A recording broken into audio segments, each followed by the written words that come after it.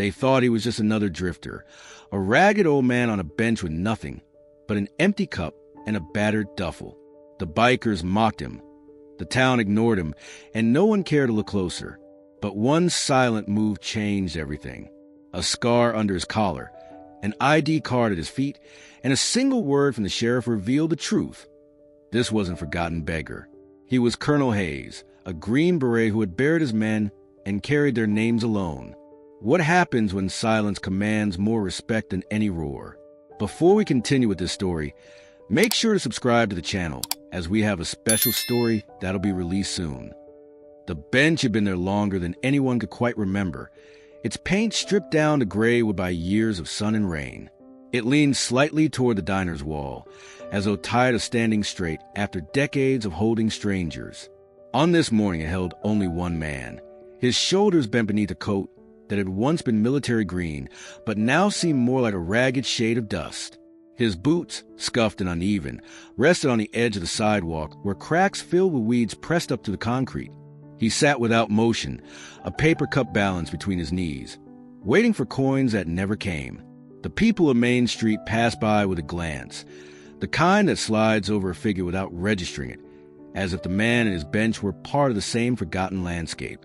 The diner beside him hummed with the sounds of breakfast service.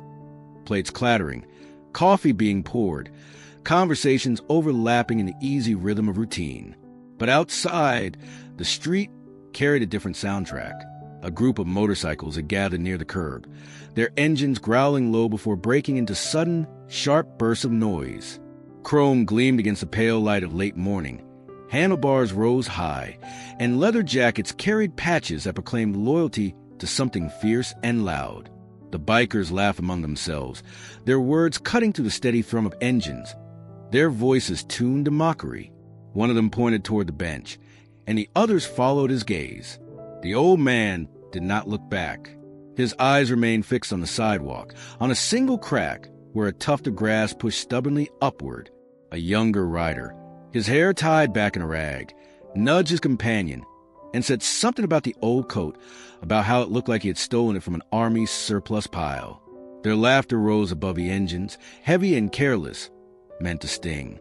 The man on the bench stayed still, his silence not defiance but habit, as if long ago he had learned that words wasted themselves when spoken to people who did not care to listen.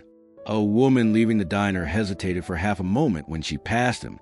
She carried a paper bag of breakfast sandwiches, and her eyes caught on the cup between his knees. But she did not slow down enough to drop anything inside it.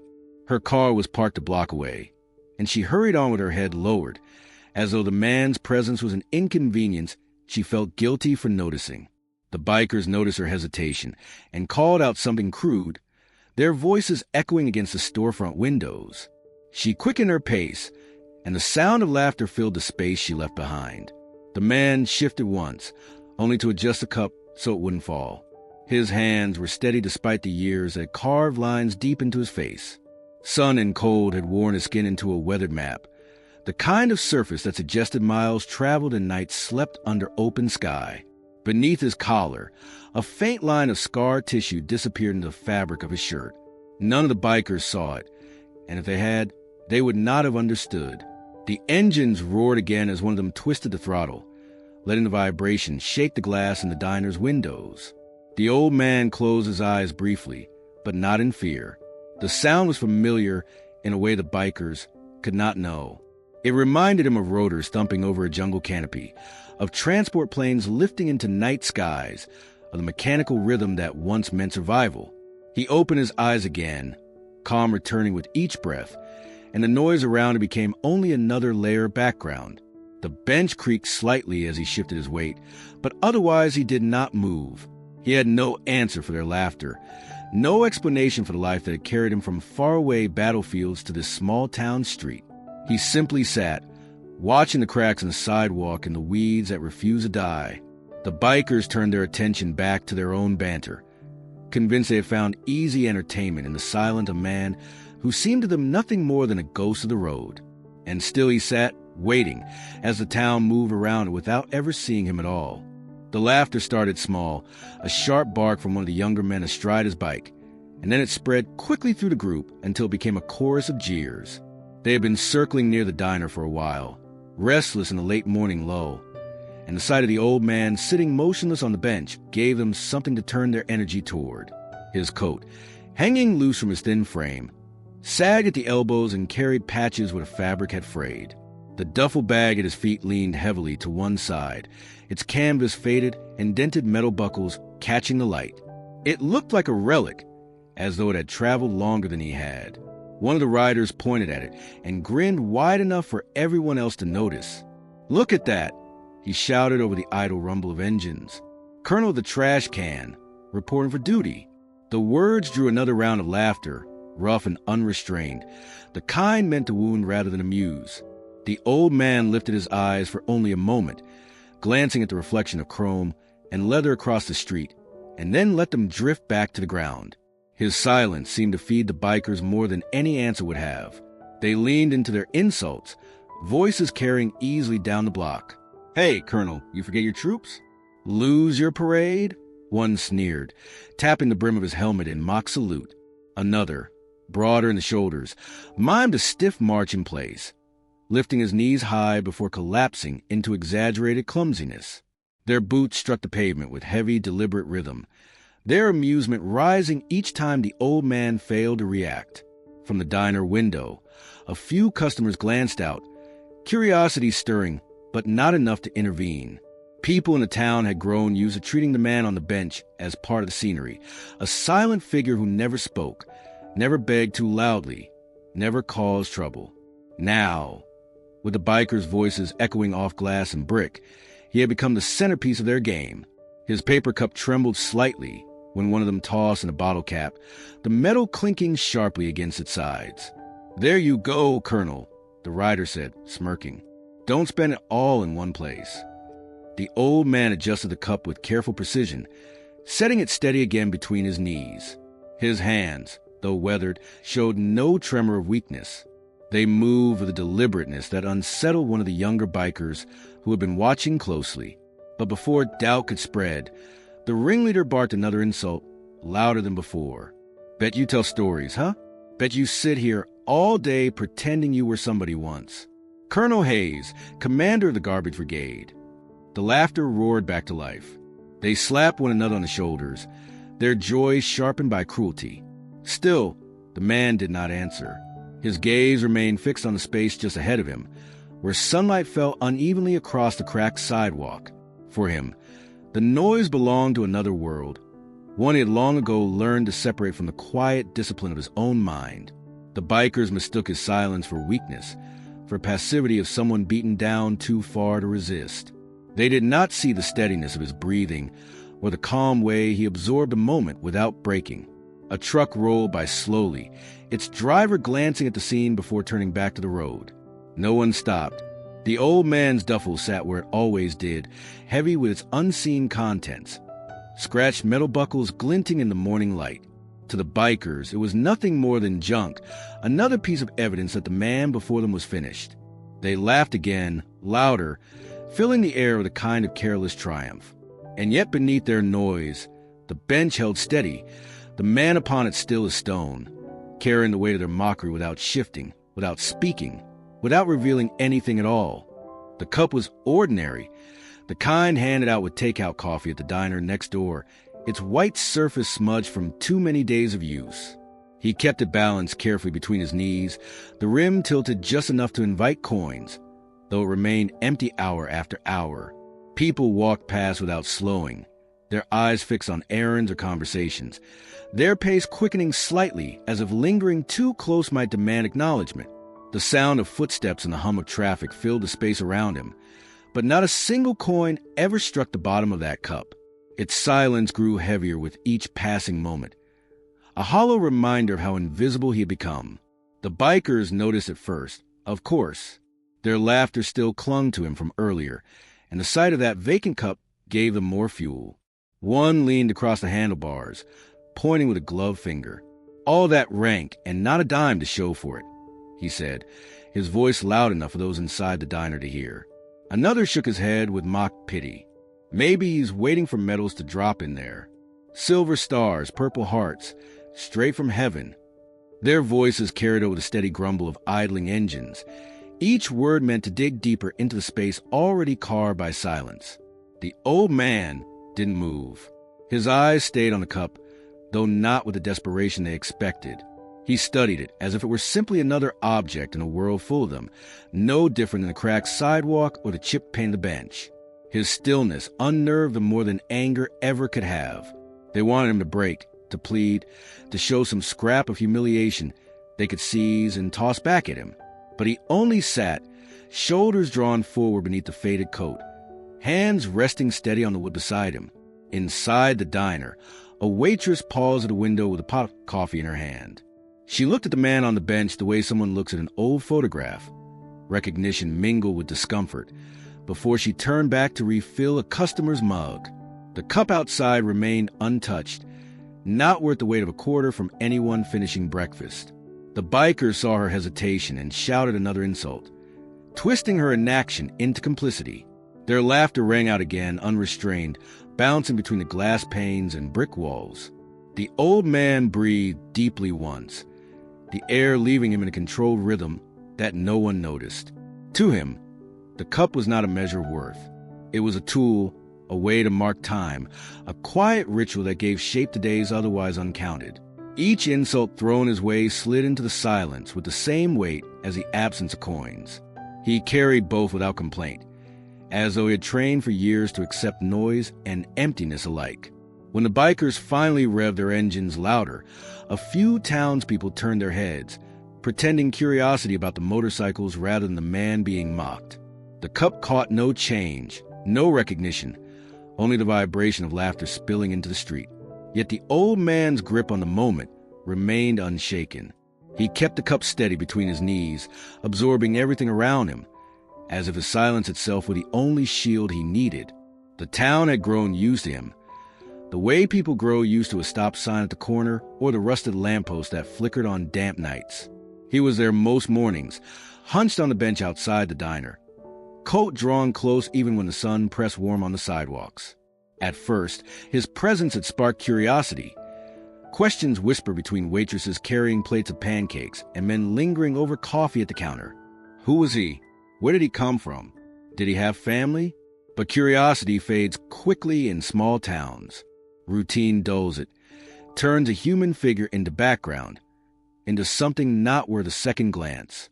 By the third week, he was spoken of as a drifter, someone passing through who had simply never moved on, a burden without weight, the kind tolerated because he caused no trouble. At the grocery store, people mentioned him in lowered voices as they bagged their produce. He's just another one of those lost ones, they said, shaking their heads. Outside the post office, a pair of retirees wondered if he was a veteran or just liked the jacket for its warmth. The conclusion, unspoken but shared, was that he was no one of importance. Just another reminder that not everyone lands on their feet. Children asked sometimes, tugging at their mother's sleeves as they walked past. Why does he sit there all day? They whispered, eyes wide at the sight of his stillness. Mothers gave hurried answers. He has nowhere else to go. Don't stare. Keep walking. Teenagers, less cautious, made jokes at his expense as they passed in groups, their laughter trailing behind them like bright ribbons. They gave him nicknames that spread quickly through the hallways of the local school, each one stripping him further humanity and turning him into little more than a story to tell. The man never responded. He absorbed the whispers as he absorbed the laughter of the bikers, folding it all into the same silence. His eyes rarely lifted, but when they did, they carried a depth that unsettled anyone who looked too closely. Most avoided it. It was easier to dismiss him than to recognize something sharp and alive in those eyes, something that contradicted the picture of a man with no history.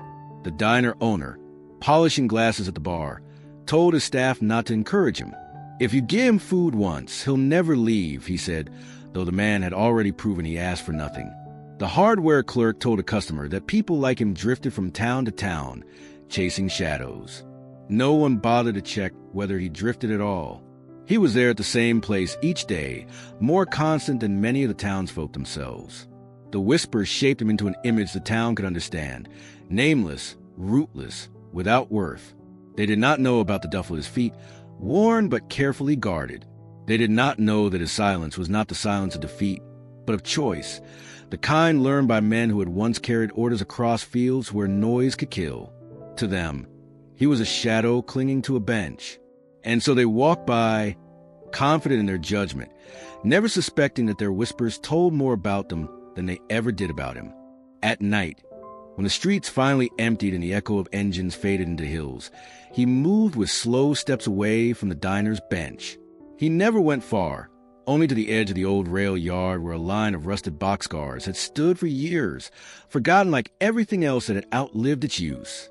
He carried his duffel with both hands, not because it was heavy, but because it was important. Inside, wrapped in a shirt worn thin from years of washing, lay the only thing he ever unfolded in quiet, the photograph. He sat on the wooden platform where weeds pressed through the boards and let the night air settle over him.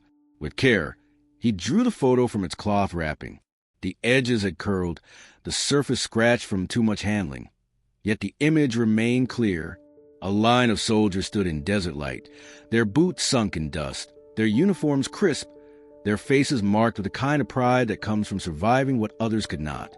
In the center, taller than the rest, stood a younger version of himself, back straight, jaw set, eyes fixed on the camera with a steadiness he no longer showed to the world. He traced the outlines of the men beside him with a fingertip, moving from one face to the next as if counting them in silence. Some had fallen long ago, names carved into stone memorials he had visited only once. Others had lived but were scattered now across the country, carrying their own battles behind closed doors. The photograph held them all together still, frozen in the moment before everything changed. He carried it not for nostalgia but for memory, for obligation. It was proof that once he belonged to something larger than himself, that his silence had once been filled with command, strategy, responsibility for lives. The moonlight caught the surface of the picture, dulling the colors to silver. He tilted it slightly, watching as the faces shifted in shadow, almost alive again. For hours he could sit that way, motionless, letting the past fill the spaces the present had stripped bare. The photograph did not lie. It did not reduce him to a drifter or a man with an empty cup. It held the truth that others could no longer see, that beneath the ragged coat sat a soldier who had carried rank, who had spoken words that meant life or death, who had returned home only to find no place waiting for him. He folded the photo carefully, pressing the creases back into their familiar lines, and slid it once more into its wrapping. Before he returned it to the duffel, he held it against his chest for a long breath. It was not comfort exactly, but steadiness, the reminder of who he had been when the world refuses to remember. Around him the town slept without notice. In the quiet, the old man sat alone with his photograph, the only witness to a life no one on Main Street would have believed. The afternoon had grown long, the kind of late day when the sun slants through the windows of the diner and makes the counter glow while the street outside drifts into shadow.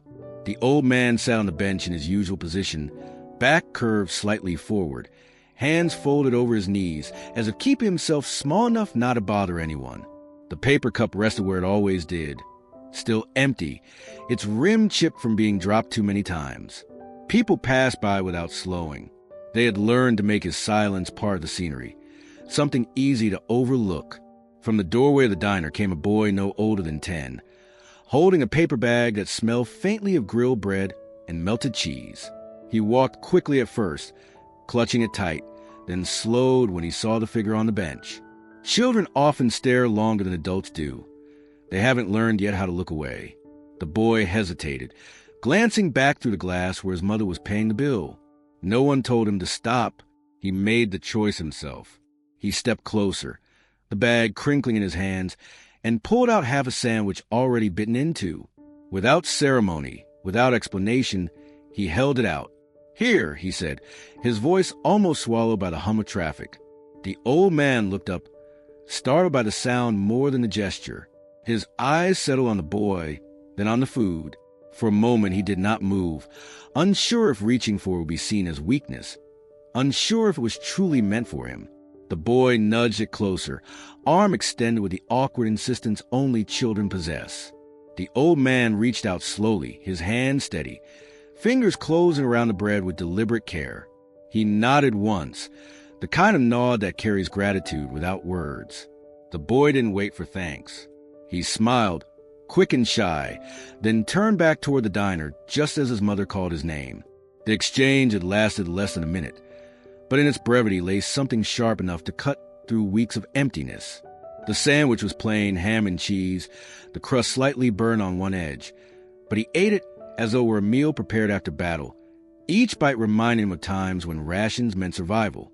The warmth lingered on his tongue long after the bread was gone. More than the food, it was the recognition that mattered. Someone had seen him not as scenery, not as a joke, but as a man who could be handed something without scorn. He folded the empty wrapper carefully and placed it in his duffel rather than dropping on the street. The boy's small act had broken the pattern of silence, had reminded him that kindness still lived quietly in places where it stopped expecting it. As the sun dipped lower and shadows stretched across Main Street, the old man sat straighter than usual. The taste of bread and the memory of the boy's smile carried him through the evening like a ration of hope no one else could see. The boy had lingered longer than his mother realized, standing near the bench where the old man sat with the remains of the sandwich still wrapped neatly in its paper. A small smile had settled on the boy's face, proud of his offering, unaware of how much it had meant. The rumble of motorcycles still filled the air, the bikers circling idly as though Main Street were their stage. One of them, a younger rider with restless eyes, noticed the boy standing too close to the man they had spent the morning mocking. His grin turned sharp. He swung his leg off the bike and strode across the sidewalk with boots that struck the pavement too hard. Each step meant to show he owned the ground beneath him. The boy barely had time to register the movement before the biker reached out with a rough hand. "Hey, kid," he sneered, pushing at the boy's shoulder with casual cruelty. "You making friends with the trash?" The boy stumbled backward, startled, his sandwich-stained fingers tightening around nothing. The shove wasn't strong enough to injure, but it carried the kind of mocking power that leaves bruises long after the touch is gone. The other bikers laughed from their seats, their engines rumbling in rhythm with their jeers. What happened next was so quick that most who saw it weren't sure how to describe it. The old man, who had sat motionless for weeks on that bench, shifted in a single breath.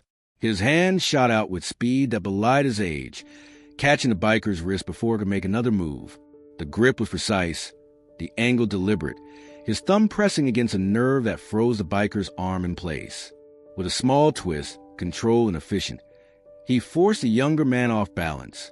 The biker's knees bent involuntarily, and his sneer collapsed into surprise. The boy gasped but didn't run.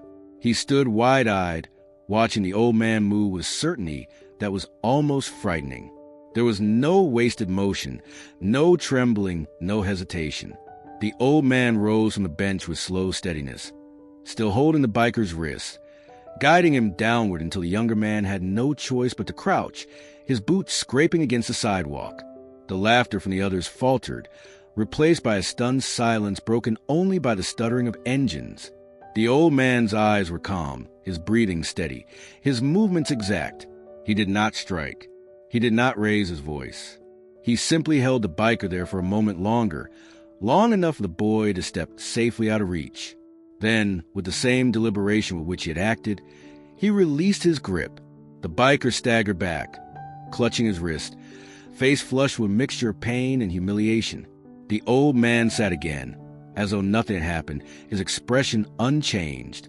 The boy looked at him in awe, the image of a ragged drifter replaced with something entirely different. Someone who carried training, someone who understood power but chose restraint. The bikers exchanged uneasy glances. Their laughter had been broken, and for the first time, they felt that the man on the bench was not the object of ridicule they had believed. Something in his stillness carried authority, a quiet reminder that silence is not always weakness, and that some battles are fought without a word spoken. The biker who had stumbled back to his motorcycle still rubbed his wrist, muttering curses under his breath. The others leaned on their handlebars, trying to laugh off what they had just witnessed, though the sound lacked the confidence before. Their target had sat unmoving for weeks, a shadow no one thought worth acknowledging. Yet in a matter of seconds, he had shifted from invisible to dangerous, his movements carrying a weight none of them understood. The boy had run back to his mother by then, and though she scolded him for wandering, her eyes kept returning to the bench, unsettled by what she had glimpsed through the glass. It was one of the older men in the crowd who spoke first. He had been standing near the edge of the sidewalk, watching from the beginning, his hands shoved deep into his jacket pockets. His hair was graying at the temples, his face weathered with lines that spoke of years in the same small town. He had once served in the guard, long ago, though most had forgotten. As the silence stretched uncomfortably, he shook his head and muttered just loud enough for those beside him to hear. "That's Colonel Hayes, can't be." The name hung in the air like smoke. A couple of the bikers turned sharply toward him, frowning. "What did you say?" one demanded. The man shrugged quickly, as though regretting the words. "Nothing. Just look familiar, is all." He would not meet their eyes, but his voice carried enough conviction that the sound of it rippled through the group. Colonel Hayes. Some of them had heard that name before, though only faintly, in scraps of stories told by uncles or fathers who had served. A man who had once commanded with distinction, who had gone places and done things never written down in the town's paper. The younger biker scoffed immediately, waving it off as nonsense. "That old guy? You're kidding me. He's just some bum. He hasn't shaved in weeks." Another laughed, more nervously than before. "Yeah, right. A colonel sitting out here with a paper cup, waiting for nickels." But the older onlookers didn't dismiss it so quickly. A waitress peering through the diner's blinds pressed her lips together, as if the name sparked something she couldn't quite place. A man sitting at the bus stop across the street frowned hard, searching his memory. The old man himself gave no reaction. He didn't lift his head, didn't deny or confirm. He simply adjusted the duffel bag at his feet, the motion deliberate, as if keeping something steady inside it. His silence only deepened the uncertainty. The bikers tried to recover their bravado, shouting insults again, but their words carried less sting now. A sliver of doubt had crept in, and it gnawed at their certainty. If he truly was Colonel Hayes, if even part of the rumor were true, then the man they had mocked wasn't just a drifter. He was someone who had carried rank, who had commanded respect, who had once lived a life entirely different from the one they saw before them. Still, disbelief proved easier than acceptance. They laughed louder than before, covering their unease with noise. "Colonel Hayes," one repeated mockingly, saluting with 2 fingers and then slapping his knee. "Yeah, sure. Next you'll tell me he's the president." But even as the laughter rolled through them, their eyes betrayed them. Each one stole glances at the man on the bench, uneasy with the thought that maybe, just maybe, the name was true. The afternoon sun had dipped low enough to cast longer shadows across Main Street, turning the row of motorcycles into a line of dark silhouettes against the diner's glass. The bikers lingered still, restless in their posturing, unwilling to let go of the mockery that had once seemed so easy. Yet the edge of their laughter had dulled. The name spoken earlier hung in the air like a question no one wanted to answer. They had tried to laugh it off, tried to push the moment away with noise, but the unease kept settling back. Heavier each time their eyes drifted to the old man on the bench. He remained quiet, his duffel at his feet, his cup untouched. He seemed almost carved from the same wood as the bench itself, so still was his posture. Yet even in stillness, there was something that made them hesitate. His silence was not the silence of someone beaten down. It was measured, steady, the kind that belongs to someone who has nothing to prove. One of the younger bikers, the same who had tried to shove the boy earlier, found himself watching too closely. He wanted proof that the rumors were false, that this man was nothing more than a drifter. His gaze landed on the old coat, the frayed collar that sagged slightly to one side. The man shifted to adjust the strap of his duffel, and for the briefest moment the fabric pulled open, revealing a glimpse of skin beneath. What the biker saw made his breath catch. A scar cut across the base of the man's neck, pale against weathered skin, its edges rough and uneven like something carved by fire or steel. It was not the kind of scar left by accident. It carried with it the unmistakable weight of battlefield injury, the mark of violence survived. The younger man froze, staring longer than he intended, unable to reconcile the ragged coat and empty cup with the undeniable evidence of a life lived in places far harsher than this quiet town. He looked away quickly, hoping no one noticed his hesitation, but the old man had felt his gaze. Their eyes met for an instant, And in that instant the biker saw something that unsettled him more than the scar itself. The eyes were calm, steady, not defensive but watchful, the kind of eyes that had measured threats in silence before. It was not anger that filled them, not even pride, only the unshakable awareness of someone who had faced worse and survived. The biker turned back to his companions, forcing a laugh that cracked at the edges. "Guys, just old," he muttered, though his voice lacked conviction. He tugged at his own collar as if to shake off what he'd seen, but the image lingered. A scar like that did not belong to someone who had lived an ordinary life. It spoke of combat, of wounds carried not only on the body, but in the silence of the years after. The others noticed his unease, though they didn't press him. The rhythm of their jeers faltered, replaced by sidelong glances and a growing discomfort. The scar was not proof enough to silence their doubts, but it added weight to the whispers, enough that none of them could dismiss the possibility as easily as before. On the bench, the old man straightened his collar again, covering the mark as though it were nothing. Then he returned to stillness, leaving them to wrestle with what they had seen and what it meant. The diner was always busiest in the late afternoon, when workers finished their shifts and filled the counter stools with tired shoulders and quiet talk. On this particular evening, though, conversation hummed with a different kind of energy. The glass windows looked out onto the bench, where the old man still sat with his duffel and his empty cup, framed by the fading light. People who had walked past him for weeks without a second glance now leaned over their coffee to trade whispers about what they thought they had seen. It began with the waitress who had been pouring refills when the boy handed him the sandwich. She told the cook that she thought the drifter's movements were too sharp, too precise for a man of his age. She had seen him catch the biker's wrist, the way his hand had shifted with the certainty of someone who had practiced such things before. "That wasn't chance," she said softly while stacking plates. "That was training." The cook shrugged, but others overheard, and soon her words drifted across the room like smoke. At a corner booth, two men debated in hushed tones whether he really could be Colonel Hayes, the name someone had muttered on the sidewalk. One swore he remembered reading about Hayes years ago in a newspaper clipping pinned to the veterans board at the post office, a story about medals and operations overseas. The other shook his head, unconvinced, but admitted the resemblance was there. They bent their heads closer, voices dropping lower as though speaking the name itself required caution. Near the counter, a retired schoolteacher recalled a boy from her class decades earlier who had enlisted young, full of promise and discipline. She thought that boy had once mentioned an older cousin named Hayes who had gone far in the service, maybe even special forces. The details were faint, blurred by time, but her story caught the attention of those seated nearby. Soon the entire counter leaned in to listen, their coffee cooling while they tried to piece together fragments of memory.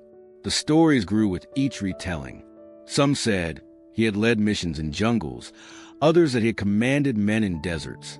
A truck driver insisted he had heard about a Colonel Hayes who vanished after retirement, choosing to live quietly rather than accept promotions and ceremonial posts. No one could prove it, but no one could dismiss it either. The scar glimpsed beneath his collar, the steadiness of his movements, the silence that seemed less like defeat and more like discipline. All it fed into the rumor until it no longer seemed so impossible. From time to time, someone glanced through the window at the man himself, still motionless on the bench. His stillness only deepened the speculation. He offered no confirmation, no denial, and that made the whispers grow louder.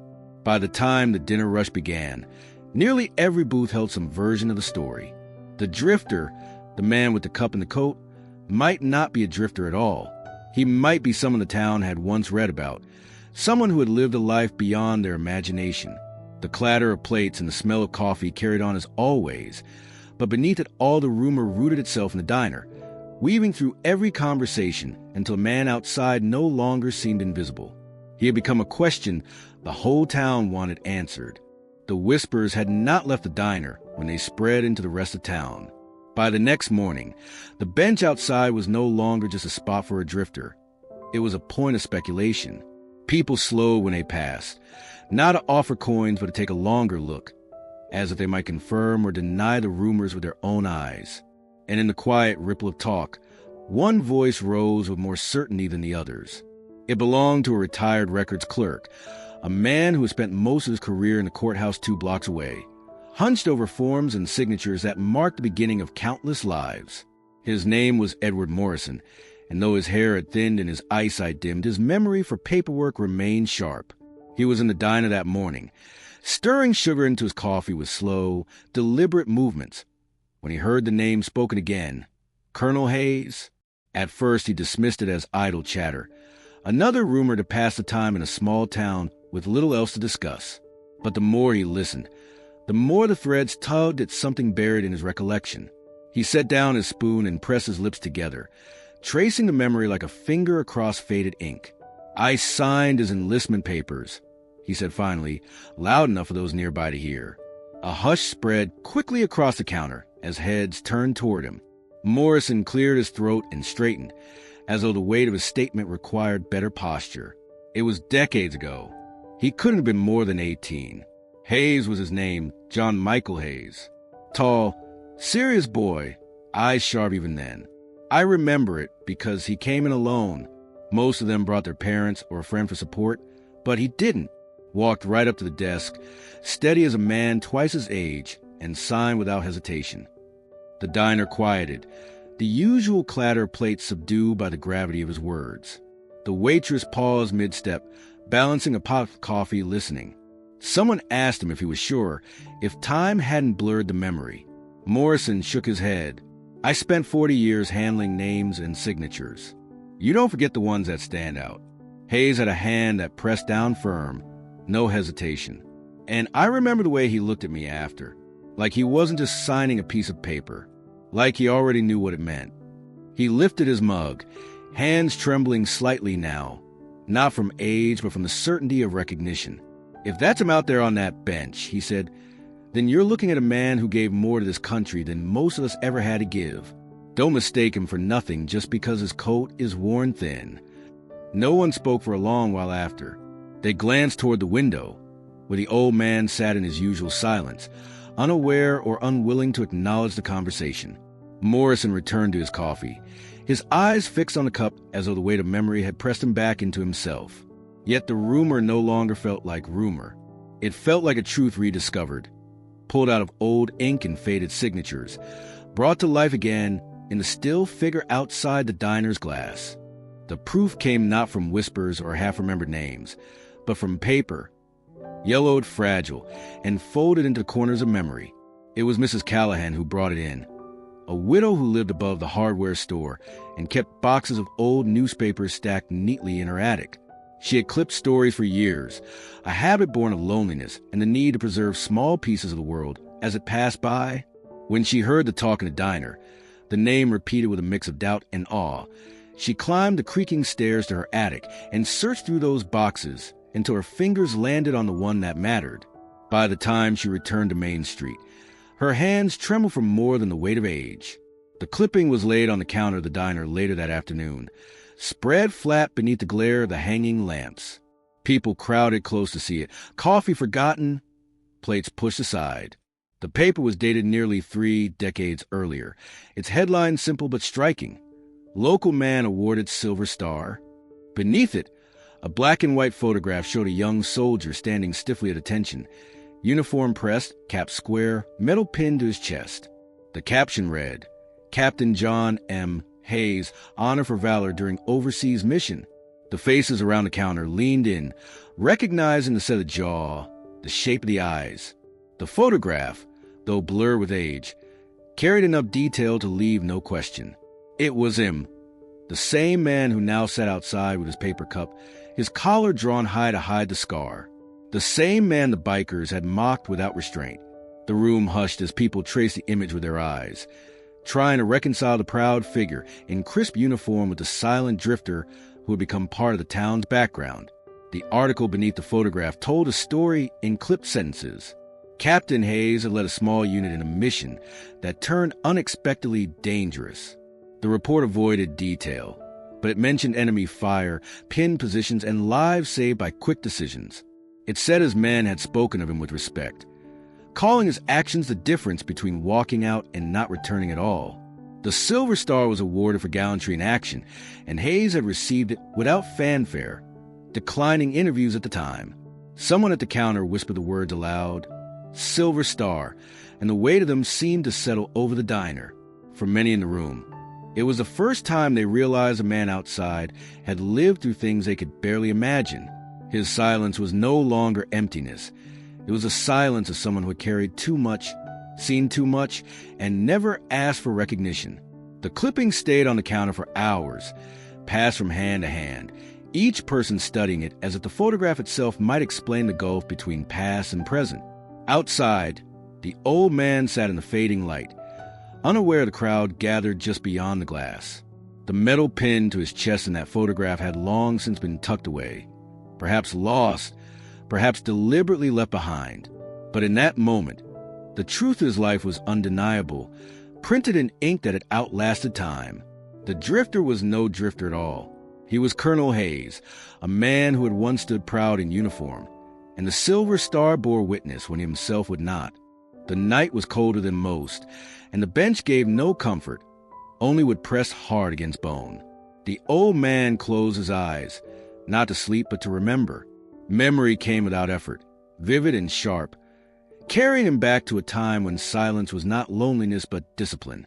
He could hear the cadence of boots on packed earth, the weight of rucksacks dragging against his shoulders, the breath of men beside him as they moved in unison through training fields that turned boys into something else. They had been young then, all of them, yet bound together by words that were never shouted but spoken quietly, almost like a prayer. The creed of the Green Berets lived in their voices, in their marrow. They learned it line by line, not as a chant but as a vow. To free the oppressed, to fight where others could not, to bear responsibilities heavier than the rifles slung across their backs. Each man repeated the words not to prove himself to an instructor, but to prove himself to the brothers who marched at his side. In their shared hardship, they found a loyalty that no battlefield could erode. He remembered the faces, row after row in a humid dawn, sweat streaking through dust on their skin. Men who had come from different towns, different states, but who carried the same steel in their eyes. He remembered how they stood in a circle after missions, the dirt beneath their boots marked by fatigue and triumph alike, and how no one spoke of fear, though it shadowed each of them. Their oath was not for medals or recognition. It was for one another, a bond sealed in silence. In his memory, the night training returned most vividly. The forest swallowed them whole, moonlight fractured through branches, every sound magnified. Orders were whispered, hands signaled, breaths controlled. He could feel the tension of those moments even now, the way they relied on each other without question, each man willing to bear the weight of the others. The oath was not words spoken once and forgotten. It was in every decision, every step into uncertainty. They had promised to be more than soldiers. They had promised to be protectors. Shadows where no one else could go, answers in the places where questions had no right to exist. He opened his eyes again to the quiet street, the diner light still glowing, the faint hum of a jukebox drifting through the glass. No one around him knew the vow that still lived in his chest. No one saw the faces of the men who had stood with him, some of whom never came home. He did not speak of them because words felt too small, too fragile to hold the weight of their memory. But each night, when the world settled into silence, he carried their oath like a hidden flame. The bench, the duffel, the empty cup, these were only surfaces. Beneath them lay a lifetime of brotherhood, of promises kept and losses endured.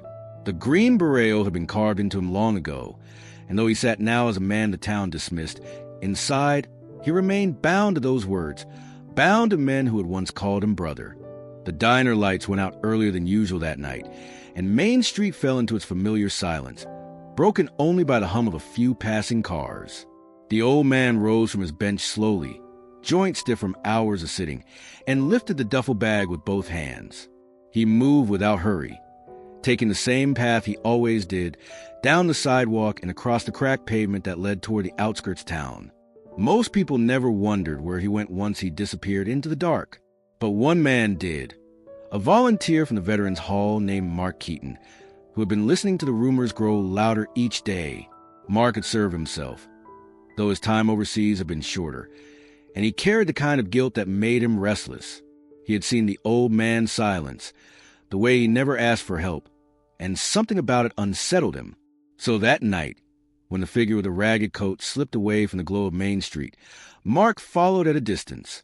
He kept his steps light, careful not to startle him, though he doubted the man was easily startled. There was a steadiness in the way he walked, even now, as if each step carried purpose. The path led out past a rail yard, where rusted cars sat in rows like forgotten monuments, and then deeper into the tree line where the ground softened underfoot. The town rarely came this way anymore.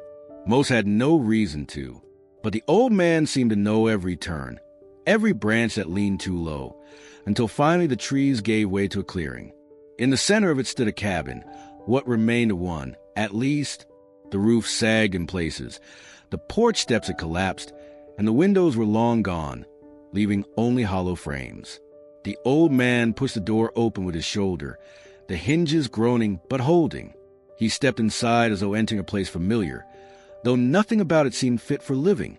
Mark crept closer, peering through one of the broken windows. Inside, the cabin was bare. A few planks served as a bed frame, covered with layers of old blankets and coats. The duffel was placed carefully in the corner, and beside it, a tin cup and a battered canteen. The man moved with practiced precision, setting his belongings down in the same order each time, as if ritual gave dignity to what little he had.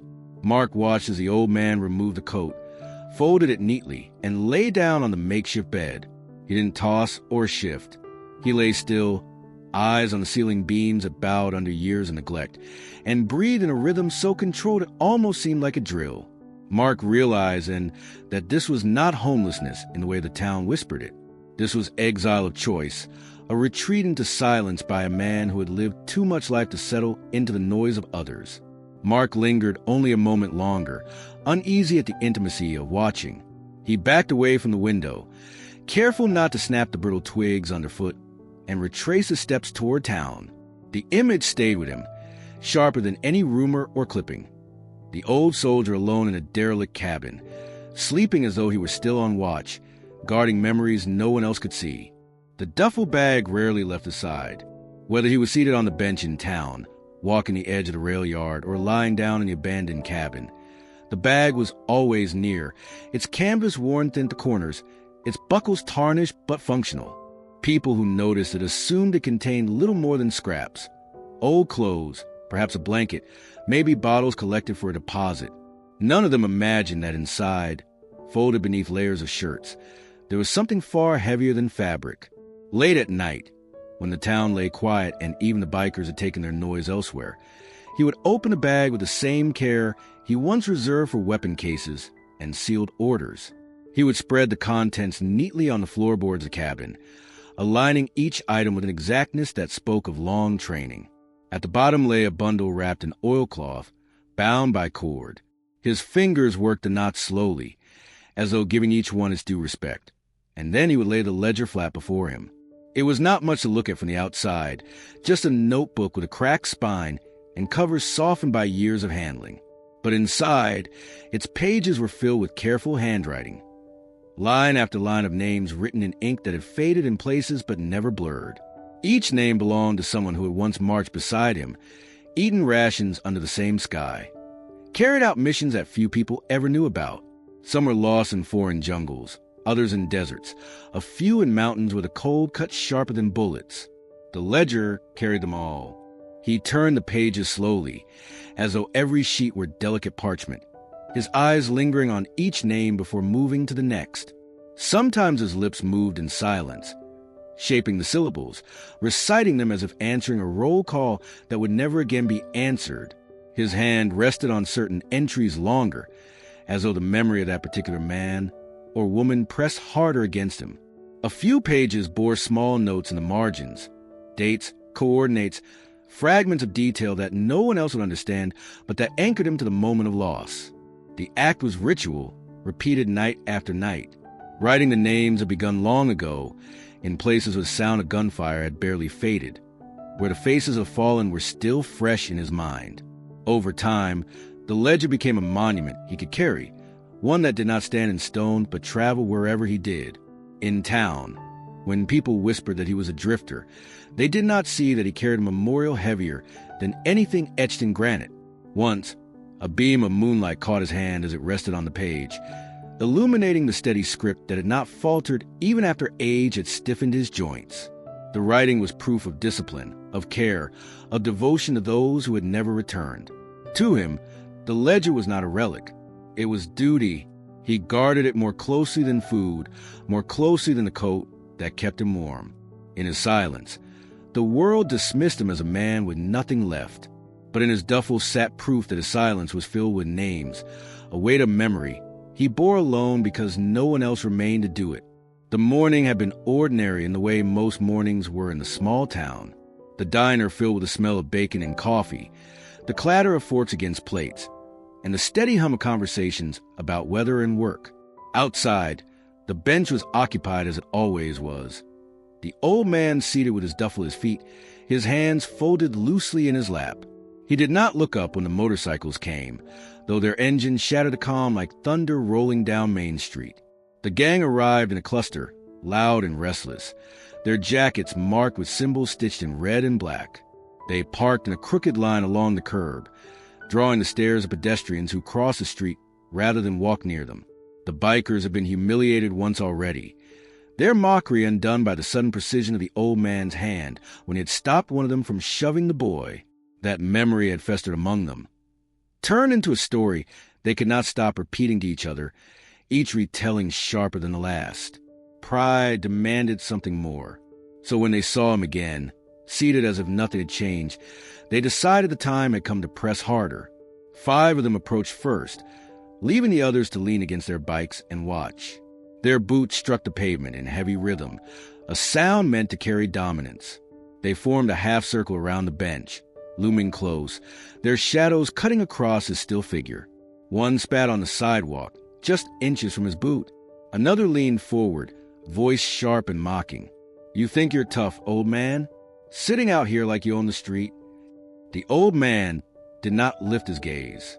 His breathing remained slow, steady, a rhythm that seemed immune to the noise pressing around him. His silence frustrated them more than words would have. They wanted to see fear, to watch him flinch, to reduce him again to the man with the empty cup.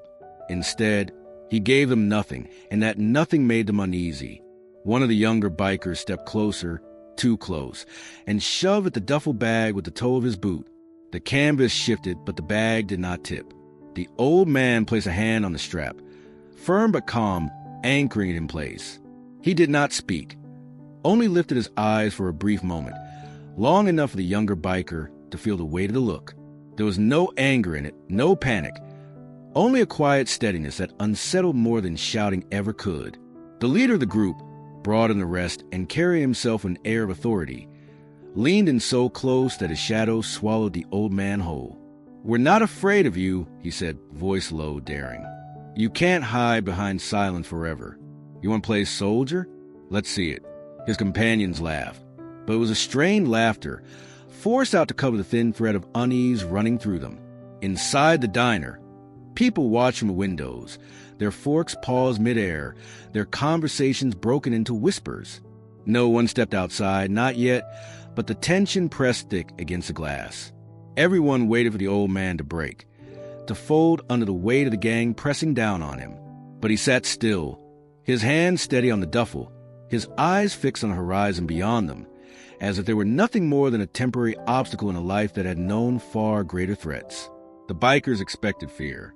What they found instead was the same silence that had carried him through battlefields they could not imagine, a silence that held its ground against their noise and made their challenge feel smaller the longer they stood before it.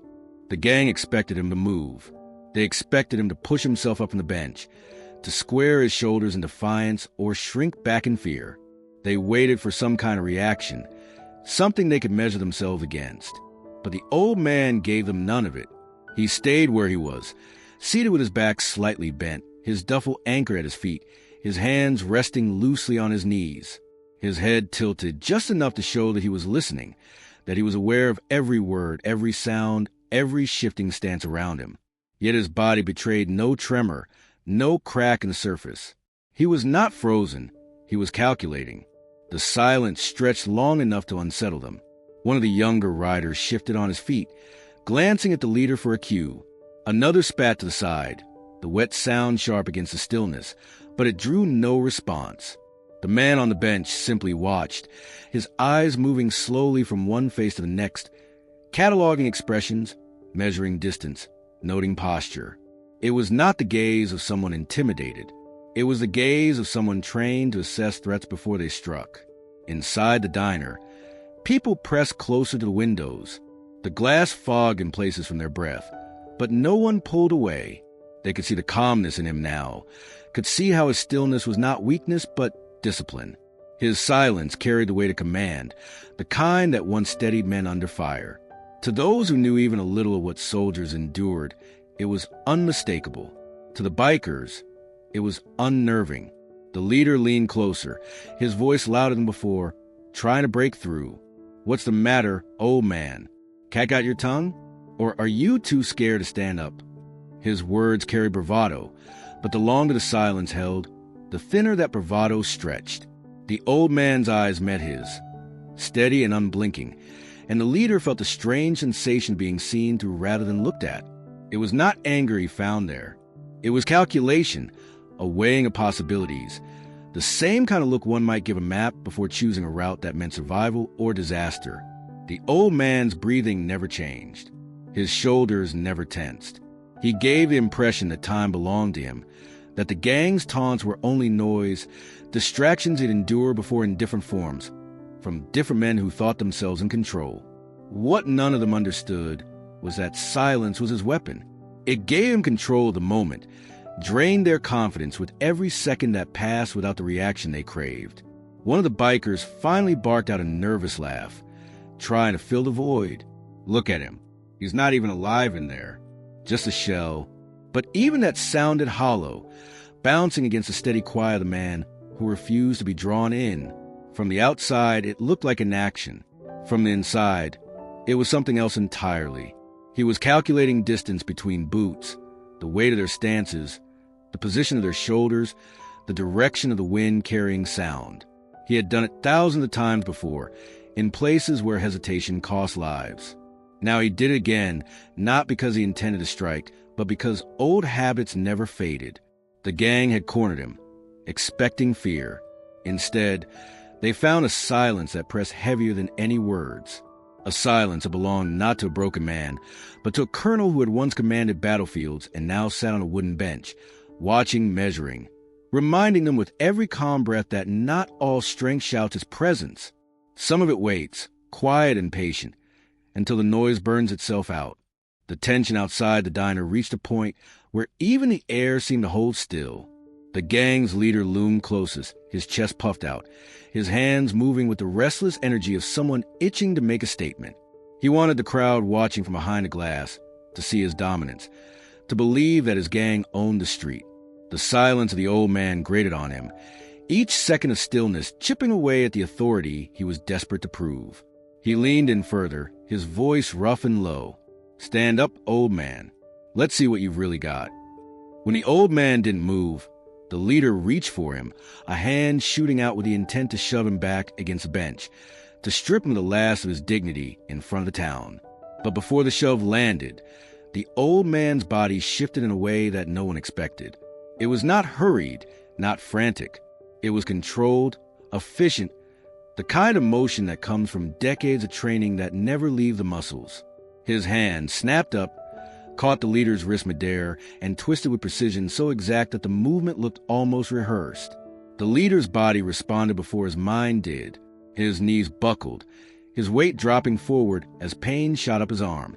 The old man stood at last, rising with the same steady grace he had shown sitting, and in the same motion used the leader's own momentum to bring him down. The gang's laughter died in their throats, replaced by the sudden scrape of boots against concrete as they watched their strongest man force his knees by someone they had dismissed as broken. The old man didn't speak. He didn't need to. His silence was more commanding than any threat could have been. His grip was exact. His angle chosen not to injure permanently but to demonstrate control. The leader's hand trembled as the pressure increased. His jaw clenched against a groan. The crowd behind the diner windows gasped in unison, the sound carrying into the street like a wave. For a moment, time seemed to fracture. The gang stood frozen, uncertain whether to rush forward or step back. They had mocked him for days, thrown insults like stones, yet in a single motion he had stripped away the illusion of their power. The man on the bench had revealed something they could not match: discipline. He released the leader as abruptly as he had taken him, letting him stumble backward into the arms of his companions. The man's face was red with a mixture of pain and humiliation, his bravado gone, replaced by the shock of being bested without a word. The old man adjusted his coat, smoothed the strap of his duffel, and sat again on the bench. His breathing remained steady, his eyes calm, as though nothing of importance had just occurred. The gang's engines rumbled restlessly in the background, their riders exchanging uneasy glances. The people inside the diner leaned closer to Glass, their whispers rising with awe. He had not shouted, had not threatened, had not even raised his voice. With a single precise move, he had disarmed their leader and reminded everyone watching that true authority does not need to announce itself. It reveals itself in silence, in control, in the quiet certainty of a man who has faced far greater enemies and endured. The street had grown busier in the late afternoon, the hour when shopkeepers pulled in signs from the sidewalk and families made their way toward the diner for supper.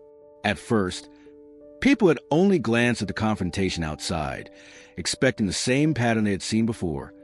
Bikers taunting, the old man refusing to react, silence absorbing everything. But this time was different. They had seen him rise, seen the sudden flash of precision in his movement. The gang's leader forced to his knees before anyone could understand what was happening. The sight stopped people in their tracks. The first to notice were the patrons inside the diner. Forks clinked against plates and then stilled as faces turned toward the window. Conversations trailed into silence. The waitress, coffee pot in hand, froze in mid-step as the old man's hand caught the biker's wrist, twisting it in a way that spoke of knowledge, not accident. When the leader stumbled back, released but shaken, the room erupted in gasps. People pressed closer to Glass, shoulders colliding as they tried to see more clearly. Word spread quickly. Those leaving the hardware store down the block paused to ask what the commotion was. A man carrying groceries set his bags on the curb to watch. Within minutes, a small crowd had gathered on both sides of the street, drawn by curiosity and held by something stronger: disbelief. The drifter they had dismissed for weeks was standing in front of them with the poise of someone who had trained his whole life for moments exactly like this. The bikers themselves faltered, their noise replaced by uneasy shifting. They had expected dominance, laughter, a show of control. Instead, they found themselves on the receiving end of silence that now carried weight. The crowd's eyes were no longer on them. Every gaze had shifted to the old man, seated once again on the bench, his duffel at his feet, his breathing steady. The efficiency of the move they had witnessed made them question everything they had assumed. Parents pulled their children closer, not out of fear, but in awe. A boy whispered to his father, asking how someone so still could move so fast. The father had no answer, only a shake of the head. An older man near the back of the crowd muttered that he had seen something like it once, years ago, during training drills at a base across the state. His words added fuel to the rumors already circling. Names and ranks whispered like half-remembered prayers. The leader of the gang rubbed his wrist, face burning red beneath the weight of so many stares. He barked at his men to stand firm, but the command lacked the strength it had before. Even their presence, their engines rumbling as if to remind the town of their dominance, seemed smaller under the weight of what had just occurred. The crowd was not afraid of them anymore. Their attention belonged to the old man, and in that transfer of focus lay a power greater than any show of noise. For years, he had been invisible, overlooked by the same people who now stood with wide eyes and hushed voices. But in one swift act, he had revealed a truth no rumor could match. The town watched, stunned, as a man they thought they knew slipped from the shadows of their assumptions and stood revealed. Not through words, not through boasting, but through the unmistakable efficiency of action. The moment seemed to end as quickly as it began. The gang's leader, still rubbing his wrist, backed away from the bench with a scowl that couldn't disguise his unease. The old man lowered himself back into his seat, as though nothing of consequence had just taken place.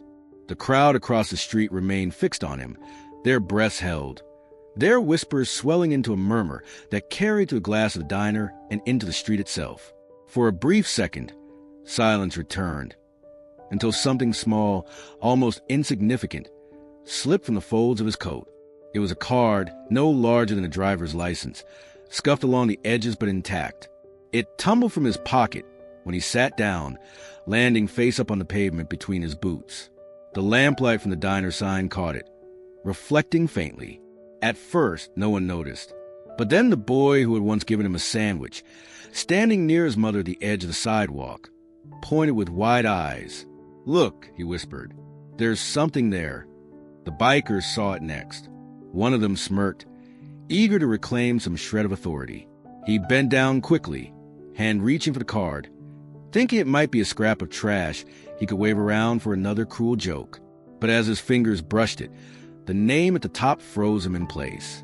He turned it over, eyes narrowing, before jerking his hand back as if it had burned him. The card lay where it had fallen, but now others had caught sight of it. The words were plain enough for those closest to read. "Hayes, John M., Colonel, U.S. Army Special Forces." Gasps rippled through the crowd. The waitress from the diner pressed her hand to the glass. The hardware clerk dropped the keys he'd been turning in his fingers. A retired teacher whispered the name aloud. As if speaking, it made the truth heavier. The bikers exchanged uneasy glances, the mocking lines of their mouths faltering. The leader's bravado shrank further with each second the card remained on the ground, undeniable in its simplicity. The old man did not scramble to retrieve it. He only looked down once, his gaze resting on the ID for a moment before returning to the horizon. His silence was not denial, it was confirmation. He had no need to explain what the card already revealed. For weeks, the town had dismissed him as a drifter with no history. Now, there was no mistaking it.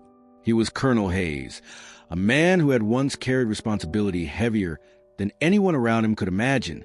A hush fell, so deep that even the engines of the bikes seemed muted. The ID card remained at his feet, the proof of a life no one wanted to believe possible. To accept it meant admitting how wrong they had been, how blind they had been to the weight a man could carry quietly. For the first time, the crowd did not look at him with pity or disdain. They looked with something closer to reverence, uncertain and unsteady, as though they were seeing him for the very first time. The sound of boots on pavement carried down the street before anyone noticed a patrol car easing to a stop at the curb. Its headlights cut across the row of motorcycles, reflecting against chrome and leather, scattering the gang's shadows across the diner windows. The sheriff stepped out slowly, his hat brim low, his badge catching the glow of the street lamp. He was a broad man, steady in the way only years of wearing a uniform could make someone. The bikers shifted uneasily but didn't scatter. They had tangled with local law before and worn the warnings like trophies. But this time the sheriff's eyes were not on them. He walked straight toward the bench. His boots struck firm against the pavement. Each step measured, deliberate, and when he stopped, he stood just a few feet from the old man who had not moved since the card slipped from his coat. The crowd expected the sheriff to speak the way he always did, with authority first, explanation later. Instead, the man paused, his breath catching for just an instant as his eyes found the face before him. "Colonel," he said. The word came not as a question but as recognition. The murmur from the crowd rose sharply, filling the space the engines had left. The sheriff, known for his composure, allowed the silence to stretch, his voice still hanging in the air like a bell struck hard. He removed his hat slowly, holding at his side, and for the first time the town saw a crack in his formality. His expression carried something more than duty. It carried memory. The old man on the bench finally lifted his head fully, his gaze meeting the sheriff's with calm steadiness. There was no surprise in his eyes, only the faint acknowledgement of a shared past. For a moment, the street seemed to shrink, as though the years had folded back and the two men were standing together in another place, far from the quiet town. The sheriff cleared his throat, his voice carrying more softly now, but no less firm. "I never thought I'd see you here," he said, almost to himself. "Not like this." His words were not condemnation, not pity, but something closer to sorrow. The bikers glanced at one another, their bravado leaking away with every second. They had expected the sheriff to back them, or at least to treat the man as a nuisance to be removed. Instead, the highest authority in town had addressed him with a title none of them had the right to mock. Colonel. The name was no longer rumor, no longer speculation whispered over coffee. It was spoken in the open, anchored by a man in uniform. The old man did not answer. His silence was response enough, and the sheriff seemed to understand. He placed his hat back on his head and turned toward the gang. His voice regained its edge, sharp and commanding. "You boys have done enough here. Move along." No challenge followed. The bikers, stripped of their certainty, mounted their bikes in awkward silence. Engines roared to life, but it no longer sounded like dominance. It sounded like retreat. One by one, they rolled down Main Street and vanished into the dark. When the last tail light disappeared, the sheriff looked back at the man on the bench. He gave a slow nod. The kind soldiers get one another when words fall short, and for a fleeting moment the weight of rank and history hung heavy between them. The town gathered in stunned silence. Finally understood that the man they had dismissed was not only someone with a past, but someone whose very presence carried the respect of men who had once stood beside him in places they would never see. The bikers' engines faded into the distance, leaving behind an echo that quickly dissolved into the evening air. The street was quiet again, but not in the same way it had been before. The crowd remained gathered outside the diner, their eyes fixed on the old man seated once more on the bench, the duffel at his feet, the badge still resting where it had fallen. The sheriff stood nearby, hat brim low, arms folded as though guarding not the man but the moment itself. Nobody knew quite what to do, and in that hesitation, silence stretched across Main Street. It was then that a figure stepped out from the crowd. He was a man in his 60s, tall but bent slightly with age, his jacket marked with small American flag pin. Those who knew him remembered he had served in Vietnam. Though he rarely spoke of it, he stopped in the middle of the sidewalk, facing the old man on the bench. For a breath, he simply looked at him, eyes searching the weathered face, the scar beneath the collar, the steady composure that had unsettled the bikers. And then, without a word, he lifted his hand to his brow and gave a slow, deliberate salute. The motion carried more weight than any shout could have. The crowd drew in its breath, watching. The old man on the bench met the salute with the same silence he had given all else, but something in his eyes softened, the faintest acknowledgement flickering across his face. For him, the salute was not about recognition. It was about memory. It was about the unspoken bond between men who had endured more than could ever be explained to those who had not. Others began to stir.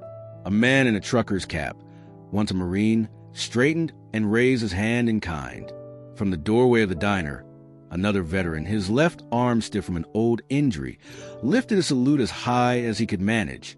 One by one, they followed, a small but growing number of hands rising in the evening light. Some moved slowly, as though the motion drew from a place long buried. But once begun, it came naturally. Each salute was steady, quiet, and filled with respect. The sheriff himself joined them, his hand rising in crisp formality before lowering again with solemn precision.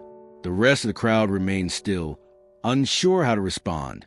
But even those who had never worn a uniform felt the gravity of what they were witnessing. It was not ceremony. It was not spectacle. It was the recognition of a man who had carried burdens far heavier than a ragged coat on his shoulders. The salutes lingered for a long moment before falling, but the silence that followed was different from the silence of mockery or dismissal. It was reverence, a shared pause that admitted the truth. The old man, once dismissed as a drifter with no worth, had been revealed as something entirely different, not by his own claim, not by words, but by the respect drawn from those who understood. The boy who had given him half a sandwich stood beside his mother, watching with wide eyes. He tugged at her hand, whispering, "Why are they doing that?" She could not answer at first. She only squeezed his hand tighter, realizing that her son had just seen something he might remember for the rest of his life, a moment when silence gave way to honor, when a forgotten man was seen clearly at last. The gang had not expected the turn of events. They had come to the diner certain of their dominance. Their laughter carried on the growl of engines, their confidence sharpened by the crowd that usually avoided their presence. But now, with the street lined with onlookers and the sheriff standing in quiet acknowledgement of the man on the bench. Their posturing had begun to unravel. The ID card still lay on the ground, its words undeniable, and the memory of the old man's precise movement lingered fresh in everyone's mind. The leader, still flexing the wrist that had been twisted with surgical efficiency, shifted uncomfortably under the weight of the stares directed at him. The eyes of the town no longer carried fear of the gang. Instead, they watched with a kind of judgment that cut deeper than any insult. He tried to summon his earlier bravado, to spit out another jeer, but the words caught in his throat. It was impossible to mock a man when the sheriff himself had addressed him as colonel, when veterans in the crowd had raised their hands in salute. The others in the gang felt it too. They shuffled their feet, their boots scuffing against the pavement, glancing at one another in uneasy silence. The crowd that once avoided their presence now stood taller, more assured. Each second that passed made the gang seem smaller, less menacing. Their patches, their noise, their swagger, all of it shrank under the weight of a truth they could neither deny nor challenge. One of the younger bikers muttered something under his breath, a half-formed insult that died before reaching full volume. He looked at the old man, and then quickly away, unable to hold a gaze of eyes that carried so much calm authority. Another ran a hand over his face, exhaling sharply, as if trying to shake off the unease pressing in on him. For the first time, their unity seemed fractured. They were no longer a wall of confidence, but a collection of individuals suddenly aware of how fragile their bravado looked against the reality of what they faced. The leader bent to pick up the ID card, perhaps hoping to reclaim control by waving it as proof of mockery. But when he saw the name printed there again, the stern photograph in uniform, his hand trembled. He dropped it back to the pavement as though it carried heat, muttering an excuse no one believed. The gesture exposed the truth. His courage had cracked. From the windows of the diner, the crowd saw it clearly. The bikers, who had thrived on noise and spectacle, now struggled in the presence of silence. The old man did not need to speak, did not need to move again. His very stillness, the confirmation of who he was, pressed against him harder than any threat could. Slowly, almost reluctantly, they began to back away, each step taken with the awkwardness of men who no longer controlled the stage. Engines roared to life, but the sound was different now. It was not the booming laugh of dominance. It was a retreat disguised as noise. Their bravado had faltered, and though they tried to mask it, the truth hung over them like a shadow. They had mocked him, dismissed him, tried to break him.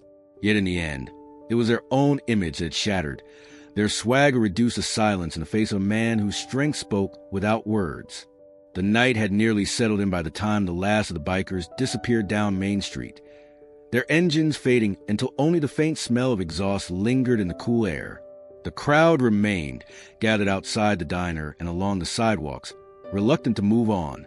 Something had shifted, something none of them could quite name, but they knew they were witnesses to a moment that had stripped away every assumption they had held about the man on the bench. He sat as he always had, duffel at his feet, hands folded loosely in his lap. Yet no one looked at him as they once had. There was no dismissal now, no whispered pity. There was only expectation, heavy and unspoken. The sheriff stood closest, his hat brim shadowing his face, but his posture held respect rather than authority. Behind him, the veterans who had raised their salutes waited in silence, their hands now at their sides, but their eyes fixed on the man they had honored. Children clung to their parents, whispering questions, while the parents themselves searched for answers they did not have. The diner light spilled across the pavement, illuminating the card still resting near the old man's boots. For a long while, he said nothing. The weight of his silence filled the street the way it always had, but this time it pressed differently. It was no longer mistaken for weakness or resignation. It carried depth, the kind of depth that comes from years of holding back words too heavy to share. Finally, he drew a slow breath and lifted his gaze. His eyes scanned the faces before him, curious, cautious, humbled, and when he spoke, his voice was low but steady, carrying further than anyone expected. "I serve my country," he said. The words fell like stones into still water, breaking the quiet, but leaving ripples that spread through the crowd. No one moved. No one dared to interrupt. He let the statement settle before continuing. Each word deliberate, each pause measured. I buried my men. His voice tightened on the last word, not with weakness but with the weight of truth. The veterans among the crowd bowed their heads slightly, understanding in a way the others could not. He shifted his hand to rest lightly on the duffel at his side, as though the ledger inside pressed against him even now. I live with that, he said at last. The phrase was neither confession nor plea. It was a fact, spoken plainly, the kind of truth that needs no embellishment. The street was utterly still. The boy who had once given him half a sandwich stood wide-eyed, clutching his mother's hand, as if the simple act had connected him to something larger than he could comprehend. The sheriff lowered his gaze, his jaw tightening, while the veterans in the crowd straightened, some saluting again quietly, others placing hands over their hearts. The old man's words did not explain everything, nor did they need to. He had given the town enough. For the first time, his silence broke not in anger, non-defense, but in testimony. 3 sentences, spoken plainly, carried more weight than all the rumors and whispers that had filled the diner for weeks. He leaned back against the bench when he finished, his face returned to stillness, but the town could no longer see him as they once had. They now saw a man who had carried his country, carried his men, and carried the unbearable weight of outliving them all. The street was hushed long after his words had settled into the night air. The old man leaned back on the bench, his eyes lowered once more, his body returning to stillness. But now his silence did not press against the crowd as it once had. It was no longer mistaken for the quiet of a man defeated or forgotten. Instead, it carried the unmistakable weight of choice. The people who had dismissed him as a drifter began to understand that his homelessness was not simply the result of failure, but something far more complicated, far heavier. Parents who had tugged their children past him on hurried mornings now stood rooted to the sidewalk, struggling to reconcile the image of the ragged figure with the voice they had just heard. They remembered the cup that had never filled, the duffel that never left his side, the way he never asked for anything. They had taken these as signs of helplessness. But now, after hearing him speak of service and loss, they understood them as something else entirely. Marks of a man carrying burdens too personal to share, too sacred to cheapen with explanations. The veterans in the crowd knew it first. They recognized the look in his eyes, the pause in his voice when he had spoken of burying his men. They knew what it meant to live with memories that pressed harder than hunger, that left a man unable to settle in the ordinary rhythms of town life. To them, his silence was not absence, it was survival. It was how a man learned to endure when his past was too sharp to fit inside the world around him. The sheriff, standing nearby, kept his arms folded across his chest, but his face was softer than the townsfolk had ever seen. He had spent years enforcing order, dealing with those who fell through the cracks of society. He knew the patterns of failure, the signs of men who had simply given up. Yet as he looked at the old soldier before him, he recognized that this was something entirely different. This was not a man stripped of purpose. This was a man who had lived with purpose so fierce that its echoes left no room for comfort. Whispers began to ripple through the crowd, but they were no longer dismissive or mocking. They carried awe, regret, and a dawning respect. Some spoke of the photograph in the newspaper clipping, others of the ID card at his feet. A few recalled the ledger of names, mentioned by the volunteer who had once followed him. Piece by piece, they assembled a picture far different from the one they had painted in their assumptions. He was not homeless because he had lost his way. He was homeless because he carried with him a weight that bound him to no place, a weight that made him choose solitude rather than press it on others. The boy who had once given him half a sandwich tugged again at his mother's sleeve, asking softly why the man slept in the cabin instead of a house. The mother knelt, her voice unsteady, because sometimes people carry things too big for a house to hold. The boy nodded, though he could not yet fully grasp what she meant. On Main Street, the old man's silence deepened, and the town finally listened. They no longer saw a failure to be pitied or a nuisance to be ignored. They saw the burden of memory, the weight of loyalty to men long gone, the heavy truth of survival that demanded distance. His homelessness was not emptiness. It was sacrifice extended into years after war, a choice to carry alone what others could not bear.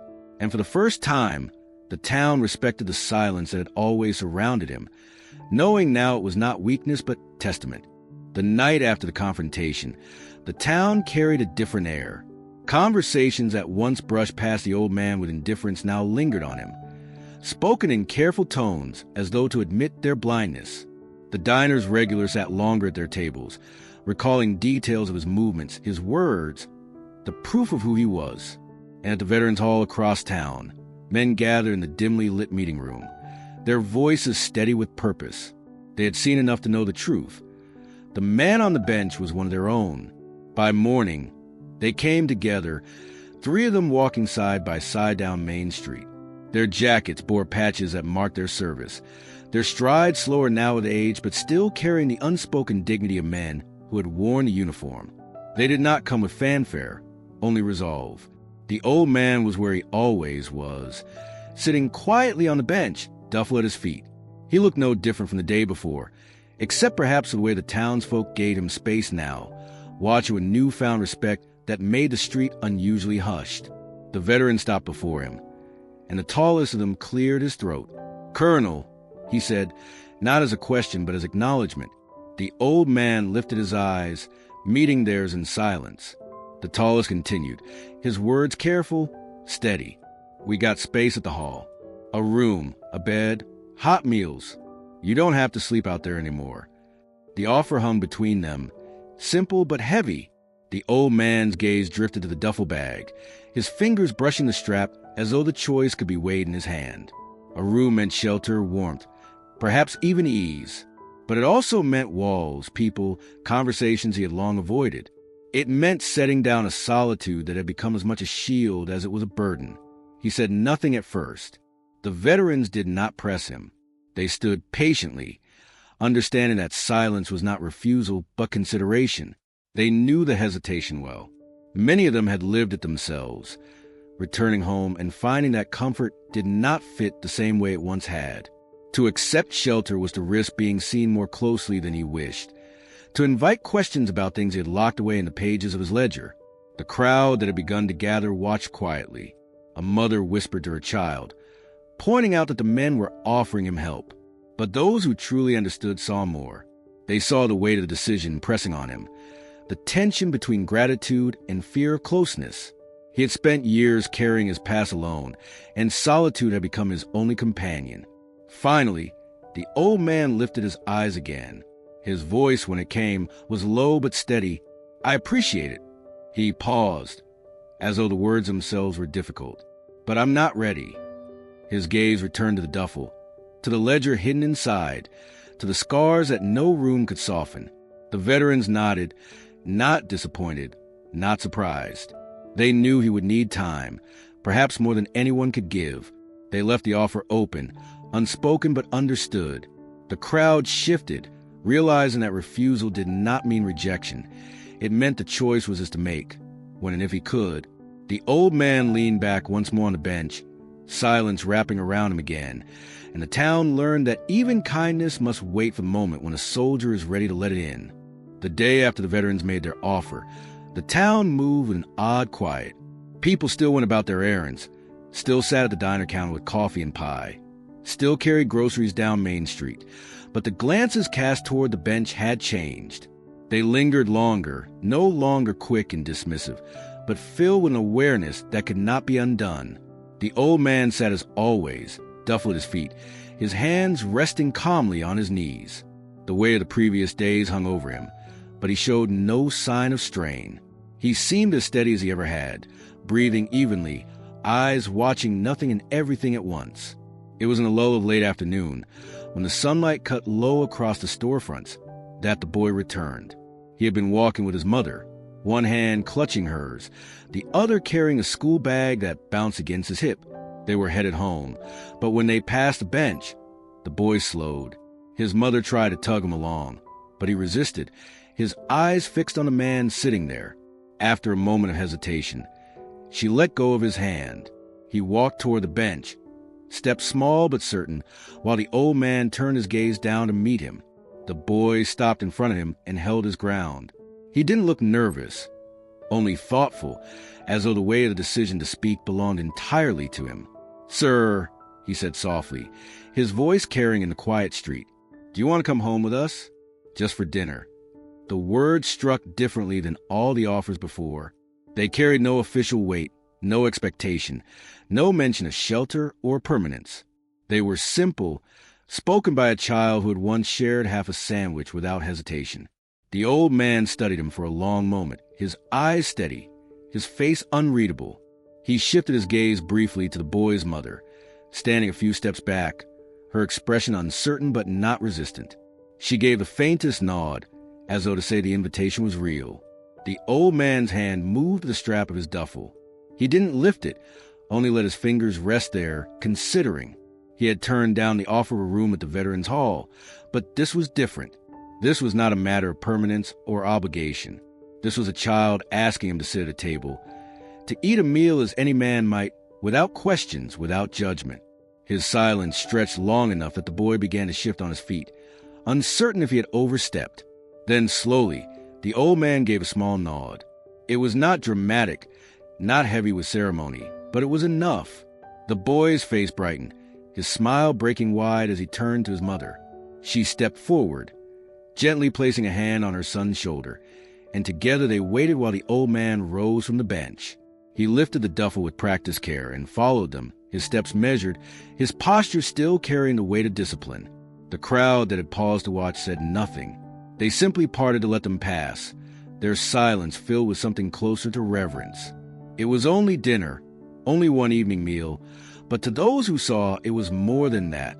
It was a bridge across years of solitude, built not by speeches or honors, but by the simple invitation of a boy who had once stopped when no one else would. At the far end of town, just off the square, the Veterans Hall stood like an old sentinel, its brick walls weathered but solid, its flag raised each morning without fail.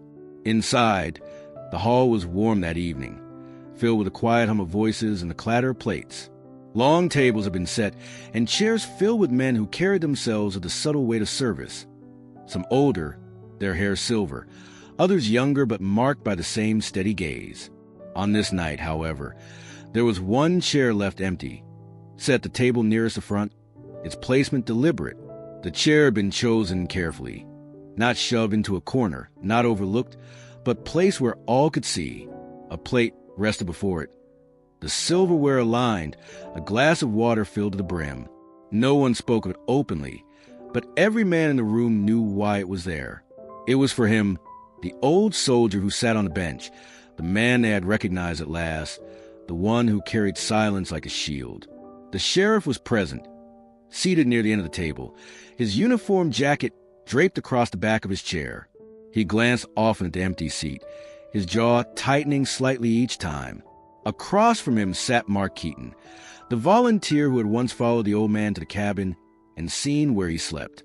He knew more than most what the man carried, though even he could not have explained the full weight of it.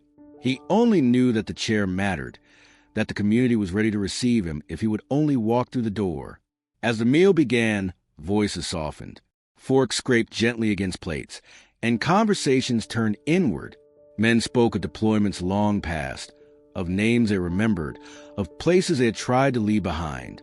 Yet each conversation returned, in small glances, to the chair at the front.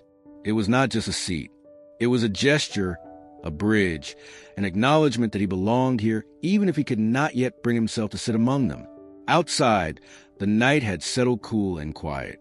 The lamplight above the hall cast a circle of gold onto the pavement, and from the windows the glow of the meal spread outward into the dark. Some passing townsfolk slowed, looking into a glass, noticing the chair that stood ready. They did not interrupt, but they carried the sight with them, a quiet story to share. Inside, a pause fell over the room when one of the older veterans, his voice gravelly with years, lifted his glass. "To those still with us," he said, and then after a breath, "and to those carrying what we cannot see." The men raised their glasses in turn, and though the words did not name him directly, everyone knew they were meant for the man who was not there, the one still sitting on his bench or walking the edges of town. The chair remained empty as the night went on, but it was not a void. It was a promise. The community had made space for him, had shown that he would not be forgotten or dismissed again, whether he chose to claim it was his decision, but the place would remain Waiting. The meal ended slowly, men drifting into smaller conversations, but no one cleared the plate at that chair. It stayed untouched, the silverware aligned, the water still full.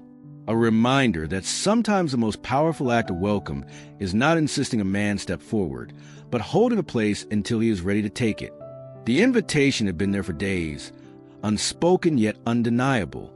Each night the veterans gathered at the hall, and each night a chair sat waiting, a plate laid out as if he might walk through the door at any moment. The town noticed, though no one spoke of it too loudly, as though naming the gesture might somehow weaken it. The old man continued his routine, spending his mornings on the bench, his evenings retreating quietly to the cabin beyond the rail yard. Yet something had shifted. People no longer hurried past him with averted eyes. Some nodded in greeting. A few left small offerings near his cup, not out of pity but respect. He acknowledged none of it openly, but the weight of being seen pressed against him in a way that was unfamiliar. It was on a cool evening, the kind that hinted at the change of seasons, when he rose from the bench and did not turn toward the rail yard. Instead, with the duffel strapped across his shoulder, he walked in the direction of the hall. His steps were steady, unhurried, but his gaze never left the path ahead. By the time he reached the old brick building, the lamps were already glowing in the windows, and voices drifted out, low and warm. He paused at the doorway, his hand resting on the frame, his body still as though weighing the moment. Inside, the veterans sat as they always did, meals half finished, conversations drifting between memory and the present. When the door opened, silence fell almost instantly. The old man stepped in, the light catching the scar at his collar, the lines carved deep into his face. He did not speak. He only stood, scanning the room with the same measured calm that had carried him through every encounter since the day the bikers first mocked him. And then, slowly, he walked to front where the empty chair waited. No one moved to stop him. No one rushed forward.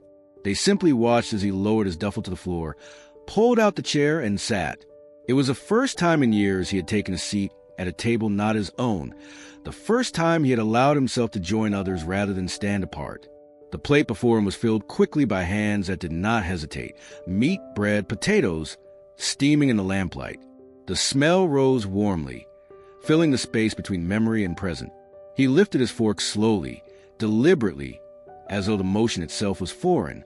The first bite lingered longer than expected, his jaw working carefully, his face giving nothing away. Yet those closest to him noticed the faintest shift in his shoulders, a loosening, as if the years of carrying everything alone had eased by the smallest fraction. He ate in silence, but this silence was not the same as before. It was no longer the silence of exile. It was the silence of acceptance, of belonging without demand. The men around him did not pepper him with questions.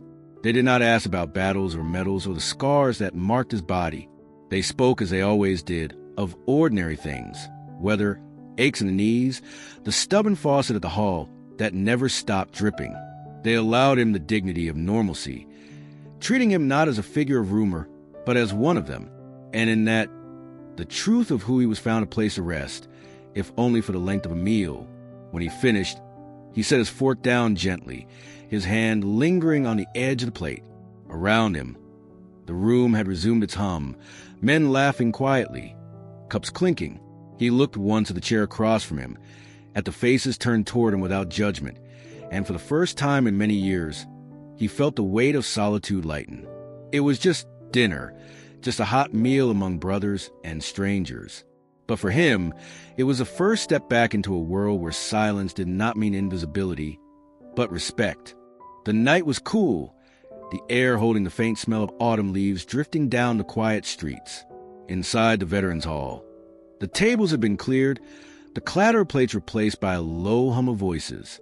The old man, seated among them, had eaten his fill for the first time in longer than he could recall. His duffel sat by his chair, but for once it was not clutched tightly to his side. The men around him spoke easily, laughter breaking here and there, but always with glances toward him that carried no mockery, only respect. For the first time in many years, he was not alone at a table. Word had spread quickly. By the time the lamps inside the hall glowed against the night, townsfolk gathered outside the windows, peering in to witness what they never thought possible.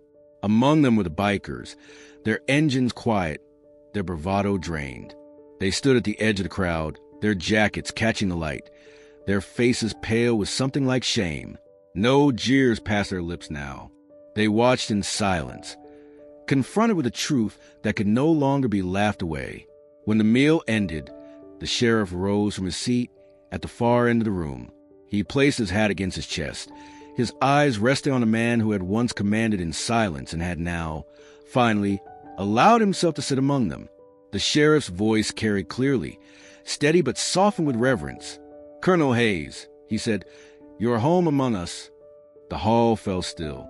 Every veteran present pushed back their chair and stood. One by one, hands lifted to brows in precise, deliberate motion. Their salutes cut clean to the quiet, each one a declaration stronger than any words. For a moment, no one moved but the men saluting and the old soldier at the center of it all. He remained seated at first, his eyes fixed on a line of hands raised before him. The weight of years pressed against him. Years of silence, of loss, of carrying names in a ledger no one else would read. Slowly, he rose to his feet. The chair scraped softly against the floor as he straightened his shoulders, his frame still commanding despite age. He looked across the room, at every face, at every hand raised in his honor. His own hand moved with the same precision he had carried through decades of service. He returned the salute, steady and unbroken, and in that motion, the years seemed to fall away. Outside, the crowd saw through glass. The veteran standing, the colonel saluting in return. A hush fell over the street. Even the bikers, hardened by years of swagger and noise, lowered their eyes. The truth was undeniable. The man they had scorned as a drifter was not forgotten, not discarded. He was a soldier, a leader, a man whose silence had always carried more than they could understand. When his hand lowered, the room did not erupt with applause. It did not need to. The silence that followed was heavy with respect, with recognition long overdue. The boy who had given him half a sandwich pressed against the glass with his mother, his small hand raised awkwardly in imitation of the salute he had seen. The colonel's eyes caught the gesture, and for the faintest moment, something like peace softened his expression. Colonel Hayes sat again, but now the seat was not a bench on Main Street. It was at a table surrounded by men who called him brother, in a hall that had saved him a chair, in a town that had finally remembered him. Homeless no more, forgotten no longer. He carried the silence still, but now it was a silence shared, understood, and honored